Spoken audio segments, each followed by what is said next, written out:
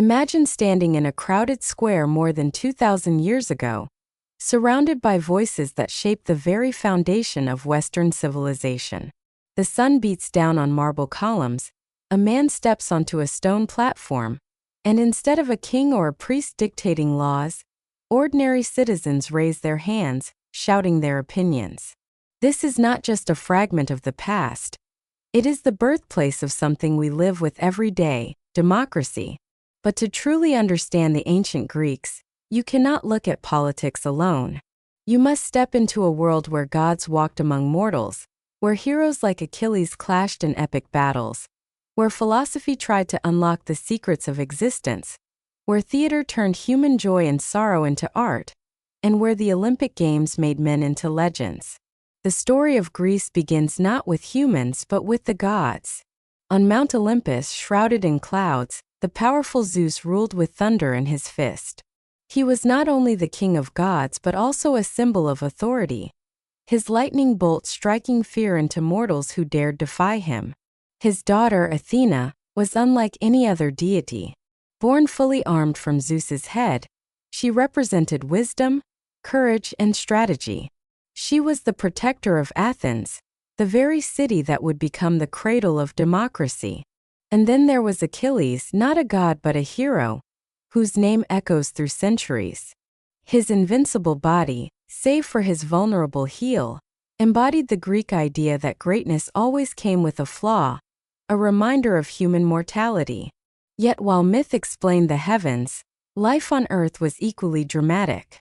The Greeks were among the first to say, "What if the people could decide?" In the city of Athens, citizens gathered in the agora, a marketplace that became a political stage. Imagine the tension. Farmers, artisans, and soldiers debating war and peace, taxation and justice. They invented a radical idea: that power should not rest in the hands of kings, but in the voices of citizens. Of course, not everyone had a voice. Women, slaves, and foreigners were excluded. But compared to the monarchies of Egypt or Persia, Athens offered something revolutionary. Philosophy was another revolution. Socrates walked barefoot through the streets, questioning everything and everyone. What is justice? What is virtue? What is the good life? His student Plato turned those questions into writings that still survive today, while Plato's student Aristotle studied everything from biology to politics, laying the foundations of modern science and logic. These were not abstract dreamers, they were practical thinkers shaping education, ethics, and government in ways we still use. And when words were not enough, the Greeks turned to theater. In huge open-air amphitheaters, thousands of spectators watched masked actors bring myths and human struggles to life. A tragedy by Sophocles could make audiences weep as heroes fought against fate, while a comedy by Aristophanes could make them laugh at politics and daily life. Theater was not just entertainment. It was a mirror, reflecting society's values, fears, and ambitions. Then came the games, fierce, sacred, and unforgettable. The Olympic Games, held in Olympia every 4 years, were not simply sporting events. They were offerings to the gods. Athletes competed naked, their bodies seen as symbols of divine perfection. Running, wrestling, chariot races.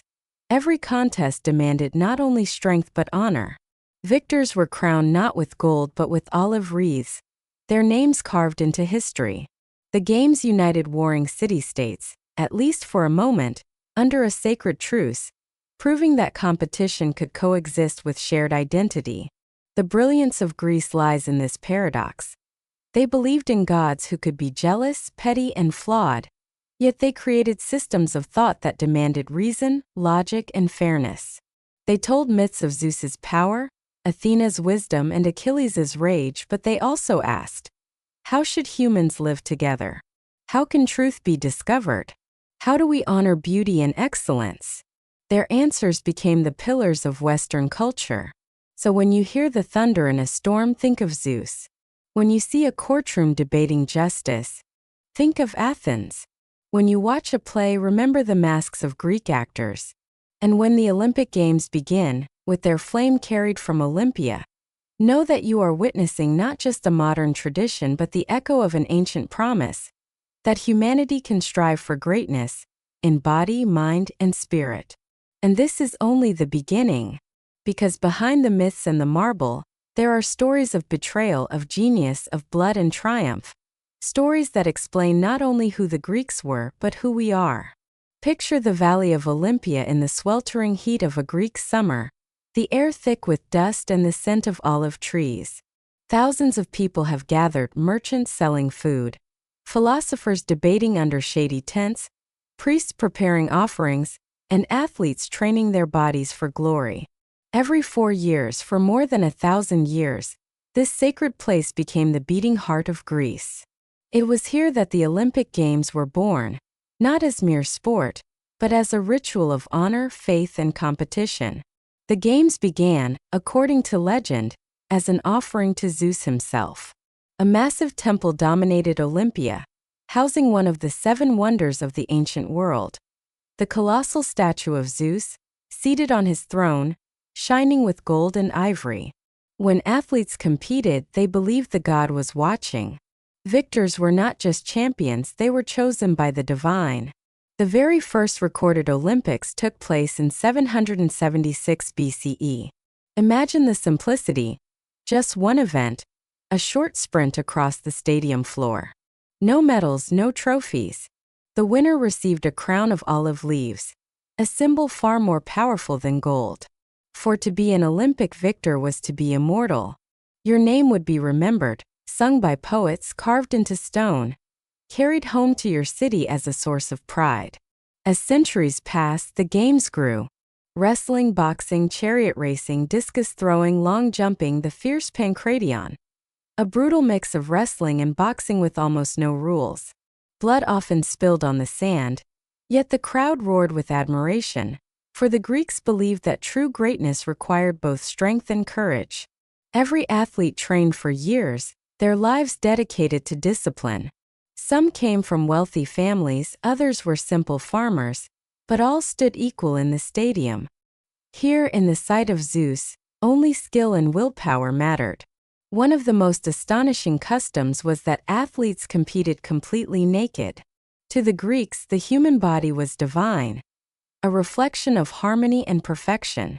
Muscles glisten with olive oil, both for protection from the sun and to highlight the beauty of the physique. Spectators did not see shame. They saw art in motion, living statues of strength.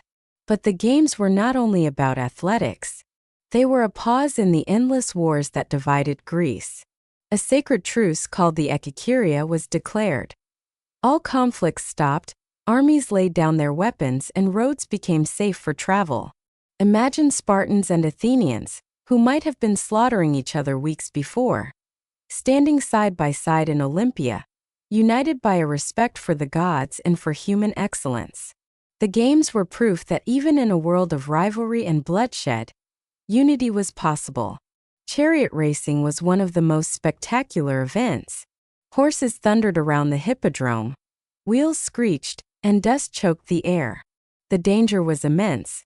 Chariots overturned, drivers thrown under hooves, but the glory was unmatched. Victory did not belong to the driver but to the wealthy owner of the horses. For this reason, even women who were forbidden to compete could technically claim victory if they owned the winning team.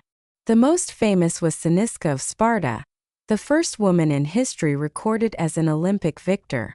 Then there was pancration, the ultimate test of toughness. With almost no restrictions, fighters used every technique to defeat their opponents. Punches, kicks, locks, strangleholds. Some bouts ended with broken bones, even death. Yet pancration was admired because it demanded total mastery of the body and spirit. To endure pain, to push beyond fear, that was the essence of arete, the Greek ideal of excellence. For spectators, the games were more than entertainment. They were a living classroom.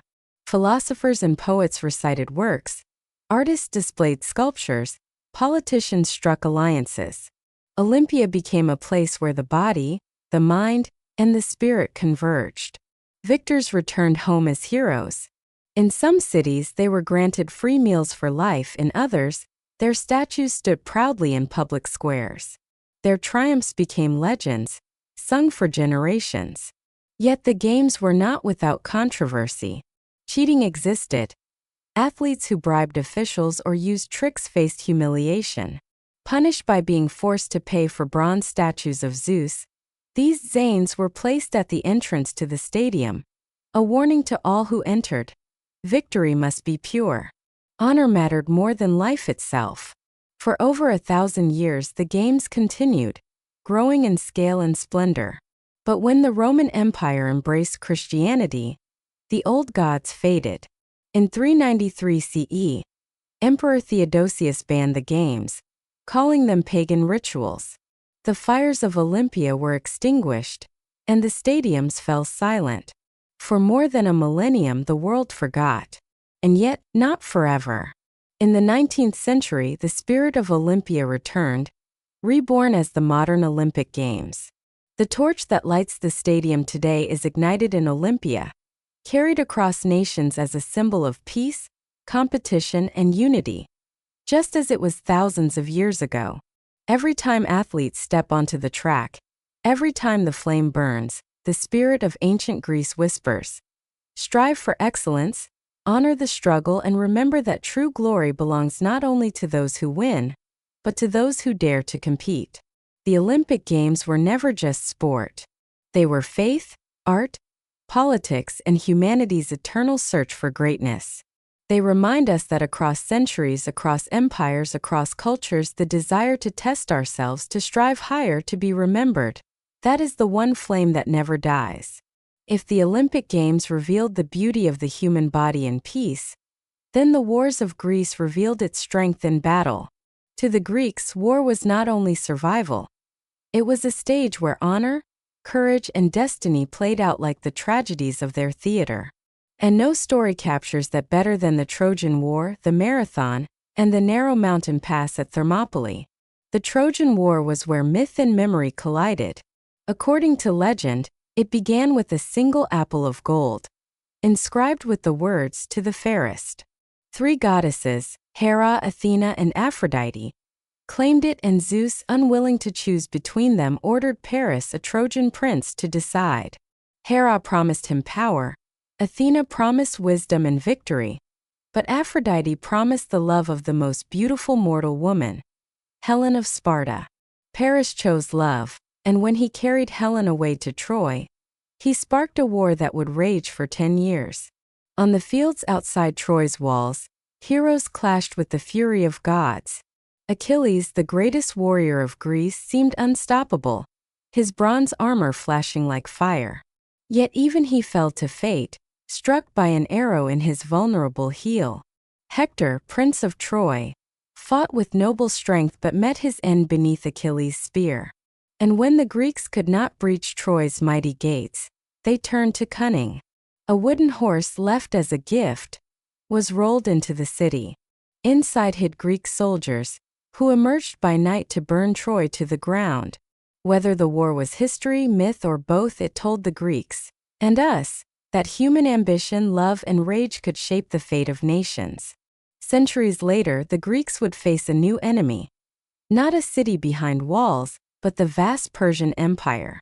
At Marathon in 490 BCE, an army of Athenian citizens stood against King Darius's invasion. Imagine the fear. Tens of thousands of Persians, disciplined and armed, facing only a few thousand Athenians. Yet the Athenians chose to fight, sprinting across the plain to crash into the enemy line. Against all odds they won. The Persians were pushed back to their ships, and Greece was saved. From this battle comes the legend of the messenger Phidippides, who ran all the way to Athens, 26 miles, to deliver the news of victory before collapsing in death. His run became the origin of the modern marathon, proof that even in exhaustion, the human spirit endures. But the greatest test came a decade later, in 480 BCE, when the Persian king Xerxes returned with an army said to number in the hundreds of thousands. Against such a force, Greece seemed doomed. Yet at a narrow pass called Thermopylae, a small band of warriors made their stand. 300 Spartans, led by King Leonidas, joined by a few thousand allies, blocked the road. For days they held back wave after wave of Persians, their bronze shields gleaming, their spears striking like lightning. At last, betrayed by a traitor who revealed a hidden path, the Spartans were surrounded. Leonidas and his men fought to the last, refusing surrender. Though they died, their sacrifice gave Greece time to rally. The cry of Thermopylae echoed through history. "Come and take them," Leonidas said when asked to lay down his arms. It was the ultimate symbol of defiance. These wars were not just blood and steel, they shaped the very identity of Greece. The victories at Marathon and later at Salamis and Plataea proved that free citizens, fighting for their own cities, could defeat the greatest empire of their time. They believed the gods were with them, Athena guiding their strategies, Zeus deciding the thunder of battle, but they also believed in themselves. The idea of democracy, of citizens choosing their fate, was tested on the battlefield and proven in fire. War and myth blended seamlessly. Achilles and Hector were remembered not only in poetry, but as models of courage for real warriors. Leonidas became another kind of hero, mortal yet immortal in memory. Even in defeat, the Greeks found meaning. To fall with honor was not failure, it was a triumph of the spirit. This belief ran through their tragedies, their games, and their lives. Better to die with glory than live without it. The stories of Troy, Marathon, and Thermopylae spread far beyond Greece. Poets retold them, artists carved them into marble, and parents told them to their children as lessons of bravery, sacrifice, and cunning. They were more than history, they were the blueprint of how a people understood themselves. The Greeks saw their world as a struggle between chaos and order, hubris and humility, gods and mortals. And in that struggle, they believed humanity could rise to greatness. Today, when soldiers are honored for courage, when runners collapse at the finish line of a marathon, when we speak of a Trojan horse or a Spartan stand, we are still speaking the language of Greece. Their wars were brutal, their heroes flawed, but their legacy endures, not as mere battles, but as stories that remind us of the eternal human fight for freedom, dignity, and memory. And still, the story of Greece does not end here. For after war came something equally powerful, a golden age of art, architecture, and philosophy that would shape the entire Western world. Marble temples, soaring statues, the questioning minds of philosophers. This was the legacy that grew from the blood of war. When the clash of swords faded and the smoke of war lifted, Greece entered a period unlike anything the world had ever seen. It was the 5th century BCE, and Athens, scarred yet victorious after the Persian Wars, rose to become the cultural and intellectual heart of the ancient world. Historians call it the Golden Age, and rightly so, for here on the rocky hill of the Acropolis and in the minds of philosophers, poets, and artists, ideas were born that still shape our lives today. At the center of this transformation stood Pericles, a statesman who believed Athens could be more than just a city. Under his leadership, democracy flourished. Citizens were not only allowed but encouraged to participate in decisions.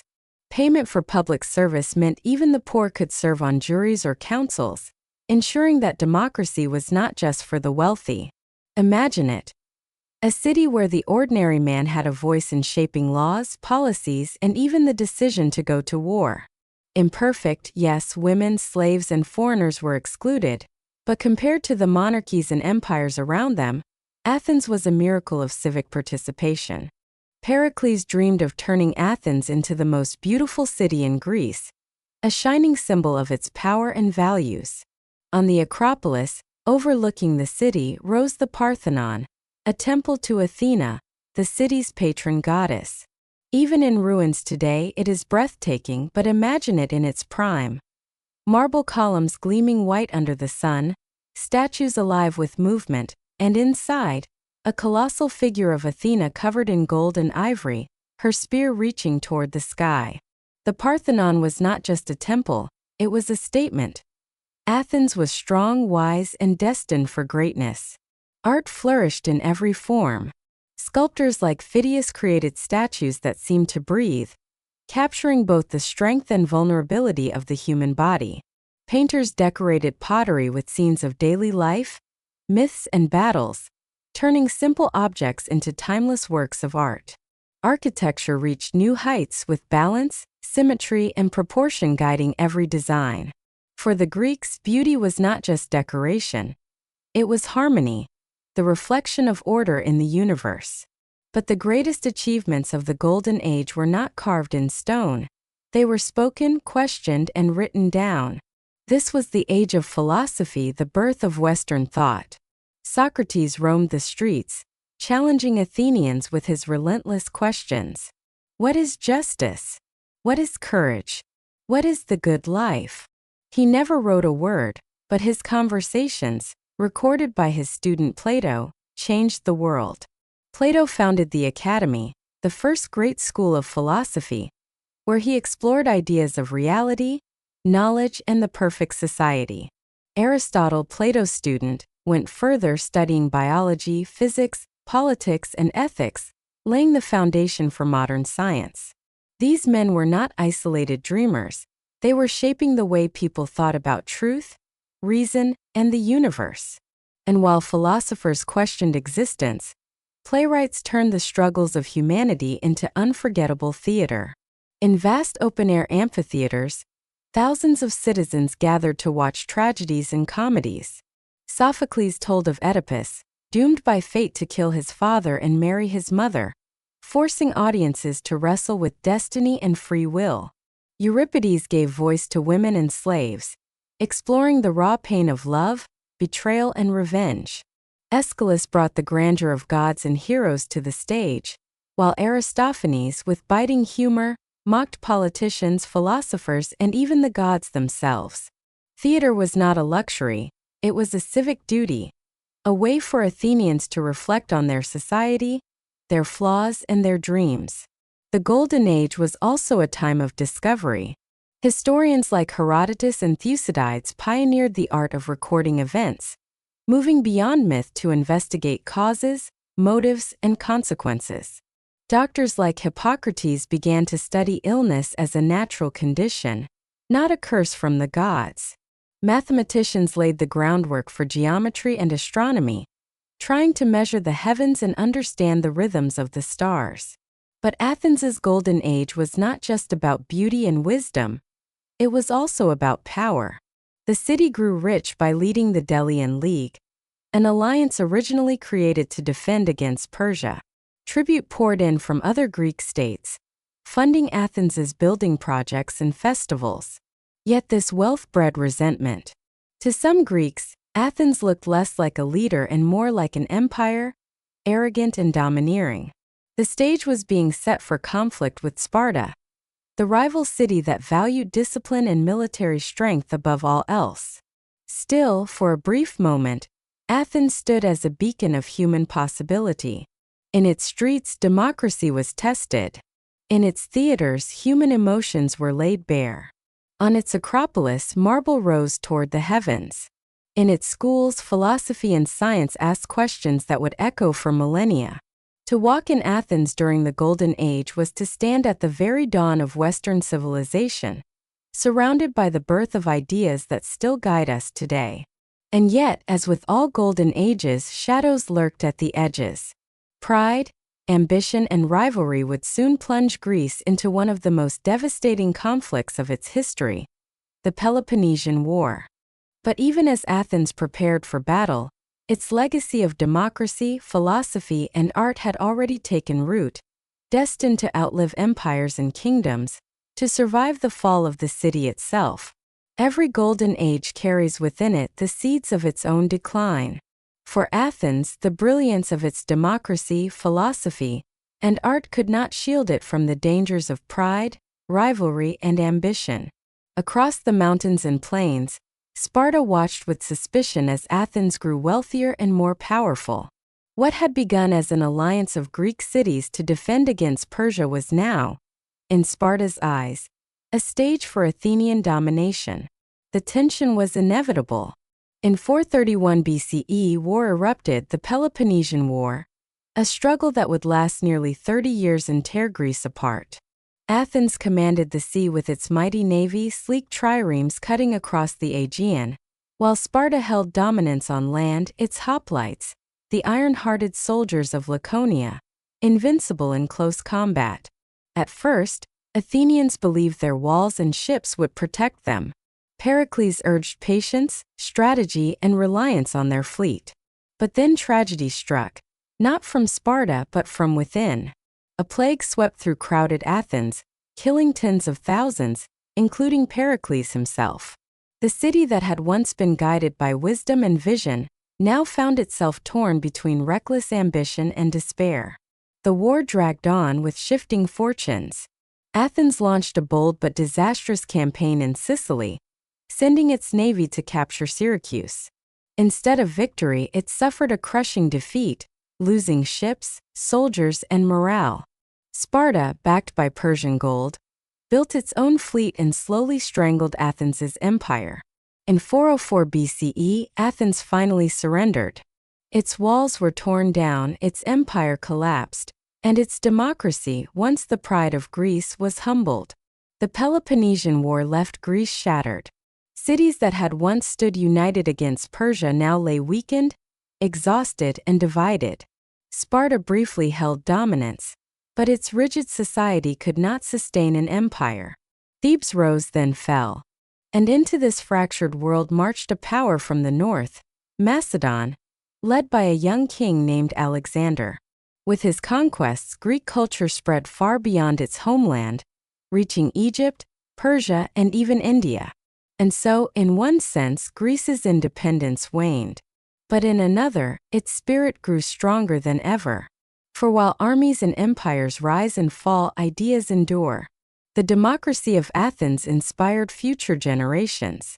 Philosophers like Socrates, Plato, and Aristotle shaped the very foundations of Western thought. The dramas of Sophocles and Euripides still echo on stages today. The Olympic Games, reborn in modern times, carry the same torch of unity and excellence. And the myths of Zeus, Athena, and Achilles continue to fascinate, reminding us of the timeless struggle between human weakness and the dream of greatness. When Rome rose to power, it conquered Greece with legions, but Greece conquered Rome with culture. Roman law, architecture, and literature absorbed Greek ideas, carrying them into the heart of the empire. Later, during the Renaissance, when Europe sought inspiration, it turned again to Athens, to the philosophers and artists who had asked the eternal questions. Even today, when we speak of democracy, theater, philosophy, or the Olympic flame, we are speaking the language of Greece. The story of ancient Greece is not just a tale of the past. It is a mirror. It shows us the brilliance humans are capable of when they strive for knowledge, beauty, and excellence. It also warns us of the dangers of arrogance, division, and unending conflict. To stand in the ruins of the Parthenon, to read the words of Aristotle, to watch the Olympic torch burn is to feel the heartbeat of a civilization that, though long gone, still lives within us. So remember Athens, where citizens once raised their voices in the first experiment of democracy. Remember Olympia, where men ran barefoot on hot sand, offering their strength to the gods. Remember Troy, where Achilles and Hector fought not only for victory but for honor. And remember Sparta, where 300 men stood against an empire and chose death over surrender.